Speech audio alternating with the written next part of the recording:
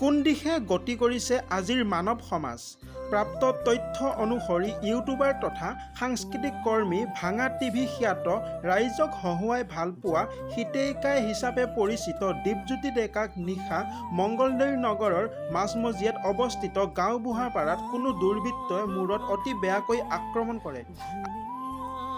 আজিৰ দিনটোতেই এইটো কামিজ পিন্ধিয়েই হলৌচুকা দেউলৰ ভিডিঅ' সম্প্ৰচাৰ কৰি ৰাইজক দেখুৱাইছিল দীপজ্যোতি ডেকাই আৰু নিশা সংঘটিত হ'ল তেখেতৰ লগত এই দুখজনক ঘটনাটি। এতিয়া উন্নত চিকিৎসাৰ বাবে দীপজ্যোতি ডেকাক মঙ্গলদৈৰ চিকিৎসকে গুৱাহাটীলৈ প্ৰেৰণ কৰে। দীপজ্যোতি ডেকাৰ ওপৰত হোৱা আক্ৰমণৰ ঘটনাক তীব্ৰ ভাষাৰে গৰিহণা দিছে তেখেতৰ অনুৰাগীসকলে। দোষী ব্যক্তিক উপযুক্ত শাস্তি প্ৰদান কৰাৰ লগতে দীপজ্যোতি ডেকাৰ অতি শীঘ্ৰে আৰোগ্য লাভ কৰাৰ কামনা কৰিছে অসমৰ ৰাইজে।